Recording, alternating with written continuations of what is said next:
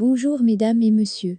Info aujourd'hui le vrai Algérien quotidien 7 jours sur 7 jours, 24 heures sur 24 heures. Voir les titres. Merci. 430 supporters verbalisés et 25 autres placés en garde à vue. Au Ciné Ahmed, de Maquisard avant l'heure à opposant éternel. L'Algérie dans le top 3 africain.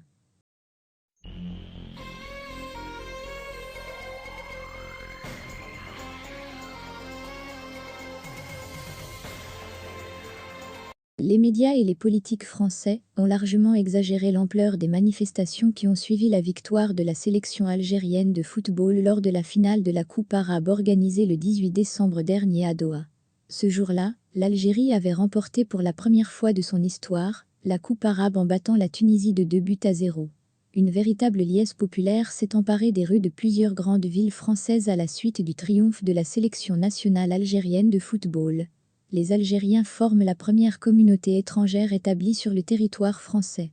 Au moins 3 millions de personnes vivant en France ont une relation directe ou indirecte avec l'Algérie. Il était donc prévisible que la victoire de l'Algérie à Doha donne lieu à des scènes de liesse et des manifestations de joie dans les rues de Paris, ainsi que des autres importantes villes françaises, comme Lyon ou Marseille. Or, en pleine campagne électorale pour les élections présidentielles françaises prévues en avril 2022, ces manifestations populaires ont provoqué le premier de nombreux politiques français suscitant par la même occasion une couverture politique très controversée axée uniquement sur les dérapages de ces supporters algériens qui auraient provoqué des incidents notamment à Paris. Il s'avère que ces affirmations sont totalement infondées et les annonces faites par la majorité des médias français ont été largement exagérées en s'appuyant sur des faits sciemment gonflés. Preuve en est, une note de cabinet du préfet de police de Paris Didier Lallement, datée du 19 décembre, et révélée par le magazine Le Point, affirme au contraire que fermez les guillemets aucun incident particulier n'a été signalé sur l'avenue des Champs-Élysées, où de nombreux supporters algériens s'étaient regroupés, bloquant pendant un temps court la circulation automobile. À Paris, le bilan de la préfecture de police fait part de 430 supporters algériens verbalisés, 31 supporters algériens interpellés, dont 25 ont été placés en garde à vue. Au total, sur l'ensemble du ressort de l'APP, les policiers ont arrêté 37 personnes, dont 30 ont été placées en garde à vue. Dans l'Hexagone, avec les interpellations parisiennes, le chiffre monte à 55, indique ainsi à ce sujet Le Point sur son site internet. Sur le secteur Barbès-République, les forces de l'ordre veillent également au grain. Elles ont dénombré jusqu'à 350 supporters en liesse, dont quelques-uns ont lancé des fumigènes. La foule s'est dispersée vers 23 h, sans incident, a encore rassuré la même source, qui cite toujours le rapport du préfet de police de Paris Didier Lallement. Sur le plan judiciaire, seulement 6 supporters algériens ont été présentés à un officier de police judiciaire pour un rappel à la loi. Un seul a été déféré devant un juge et 3 d'entre eux ont vu leur garde à vue prolongée, dont un SDF et une personne de 18 ans ayant insulté la police. Un jeune homme de 23 ans a été convoqué pour conduite en état d'ivresse, tandis qu'un autre, dans le même état et porteur d'un drapeau algérien, n'a fait l'objet d'aucune poursuite. Le 23 décembre 2015, le révolutionnaire et opposant algérien au CIN est Ahmed Rendelam dans un hôpital à Lausanne, en Suisse. Il était le dernier survivant des 9 chefs révolutionnaires qui ont déclenché la guerre d'Algérie le 1er novembre 1954. Natif les entrailles de la majestueuse montagne de Djurdjura, Dalhoussine, comme le surnommaient respectueusement les siens, est né le 20 août 1926 à Aïaïa, un El Hammam, dans le wilaya de Tizi Ouzou. Quelques années plus tard, les germes de la révolution et de désir de la résistance sont poussés en lui. Depuis, il n'a jamais retrouvé une vie normale en Algérie. Dans un témoignage livré en 1989, le politicien affirmait « Je suis l'un des premiers maquisards de l'Algérie, puisque j'ai pris le maquis en 1945 et depuis 1945, je n'ai pas retrouvé jusqu'à ce jour une vie normale en Algérie. » Le déclic ayant poussé le fervent engagement à naître au plus profond de l'âme de l'héros national, qu'est devenu Ahmed, c'était bien les massacres de 8 mai 1945 à Sétif et Kerata. En effet, il affirmait qu'il avait quitté ses études au lendemain des événements de Sétif. La tragédie de Sétif a été tellement forte que personnellement, j'étais convaincu que penser à son avenir personnel, à sa carrière personnelle n'avait pas de sens, avait-il témoigné dans le documentaire réalisé en 1989. Une fois l'indépendance acquise en 1962, il décida de rompre avec ses frères d'armes pour livrer son combat au pluralisme et la démocratie. Sa première action était donc de quitter le gouvernement provisoire GPRA, ainsi que tous les organes de nouveau pouvoir. Or, il continuait son combat acharné pour le pluralisme et la démocratie en gardant son mandat de député à l'Assemblée constituante. Une année plus tard, il créa le plus vieux parti de l'opposition de l'Algérie indépendante, le Front les Forces Socialistes, FFS.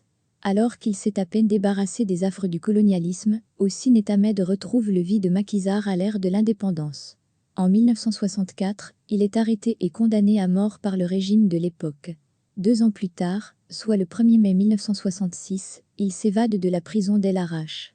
Il s'exile ensuite en Suisse pour ne retourner dans le pays qu'après les événements de 1988. Au lendemain de l'assassinat de président Mohamed Boudiaf, en 1992, il décide de reprendre le chemin de l'exil. Il retourne dans le pays à maintes reprises pour le quitter à nouveau au lendemain de l'élection de Bouteflika. D'ailleurs, il convient de rappeler qu'il s'était porté candidat à ces élections avant de se retirer aux côtés de 4 autres candidats. Son retour en 2004 à l'occasion du 50e anniversaire de déclenchement de la Révolution fut marqué par le lancement de plusieurs initiatives politiques de sortie de crise.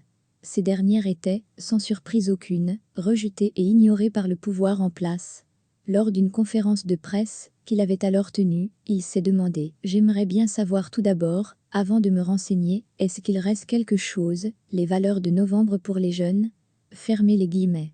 Cette génération qui n'a pas connu la guerre et qui vit dans les problèmes inextricables, avait-il précisé. Le 23 décembre 2015, le père de l'opposition rend l'âme à Lausanne, en Suisse, à l'âge de 89 ans. Le 1er janvier 2016, il aura droit à les funérailles populaires dignes d'un chef d'État, mais conformément à ses dernières volontés.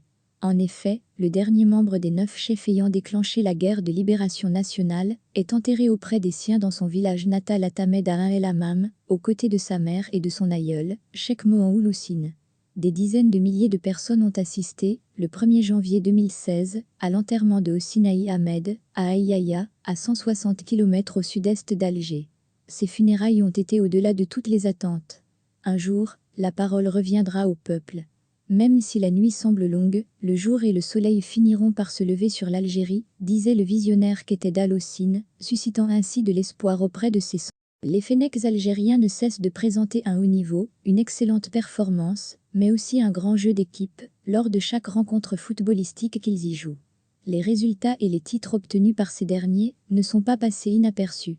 En effet, le parcours exceptionnel, les protégés de Madji Bouguera lors de la Coupe arabe au Qatar, qui s'est soldée par le couronnement Les Verts, a permis à l'Algérie de terminer l'année 2021 dans le top 30 mondial et le top 3 africain, et ce, en combinant les résultats de l'équipe AEA.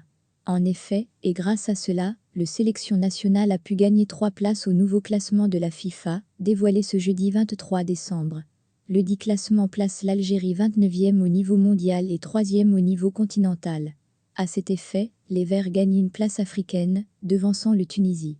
Selon le même source, il n'a pas eu de changement dans le top 10 mondial, et c'est toujours le Belgique qui termine l'année en tête pour le 4e fois d'affilée, devançant le Brésil, la France, l'Angleterre, l'Argentine, l'Italie, l'Espagne, le Portugal, le Danemark et les Pays-Bas, respectivement.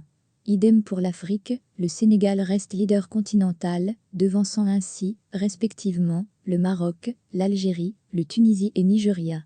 Par ailleurs, il convient d'indiquer que le continent africain termine l'année, avec 4 sélections dans le top 30 mondial et 7 dans le top 50. Notons que la prochaine édition de ce classement est prévue le 10 février 2022.